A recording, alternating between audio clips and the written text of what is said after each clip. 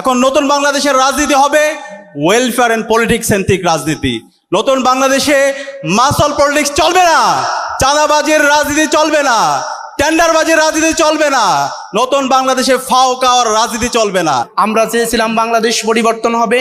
আমরা মনে করেছিলাম আগামী নেতৃত্ব এমন নেতৃত্ব তৈরি হবে যেই নেতৃত্বের মাধ্যমে বাংলাদেশ পরিবর্তন হবে। কিন্তু আমরা লক্ষ্য করছি আমরা যে কাঙ্ক্ষিত নেতৃত্ব, কাঙ্ক্ষিত বাংলাদেশের জন্য স্বপ্ন দেখেছিলাম, বরঞ্চ জুলাই বিপ্লবকে ধারণ না করে একটি বৃহৎ গোষ্ঠী তারা জুলাই বিপ্লবের বিপক্ষে অবস্থান নিয়ে জুলাই বিপ্লবকে ধামাচাপা দিয়ে বাংলাদেশকে নতুন ন্যারেটিভে নিয়ে যেতে চায়। আউযুবিল্লাহি মিনাশ শাইতানির রাজিম, বিসমিল্লাহির রহমানির রহিম।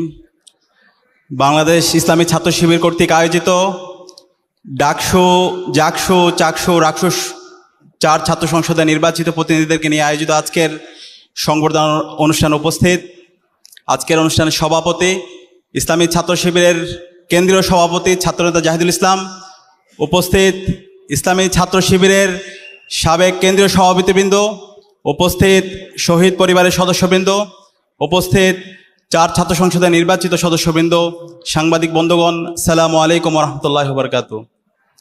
আজকের সংবর্ধনা অনুষ্ঠানের শুরুতেই গভীর শ্রদ্ধার সাথে স্মরণ করছি শহীদ আব্দুল মালেক ভাই থেকে শুরু করে আজাদী আন্দোলনের সকল শহীদদের, বিশেষ করে জুলাই বিপ্লবের শহীদ আবু সাঈদ, শহীদ ওয়াসিম, শহীদ শান্ত, শহীদ আলী রায়হান সহ সকল শহীদদের। আল্লাহ পাক সুবহানাহু ওয়া তাআলা সকল শহীদদের জান্নাতুল ফেরদৌসের মেহমান হিসেবে কবুল করুক, আল্লাহুম্মা আমিন। সম্মানিত উপস্থিতি, আজকের যে আয়োজন, সে আয়োজনটি একটি ঐতিহাসিক আয়োজন। আজকে যেই 4টি বিশ্ববিদ্যালয়ে ছাত্র সংসদ নির্বাচন হয়েছে, সে নির্বাচন শহীদদের রক্তের উপর হয়েছে। আমাদেরকে ভুলে গেলে চলবে না, দীর্ঘ ফেসিবাদী আমলে বাংলাদেশের শাসন কাঠামো কেমন ছিল।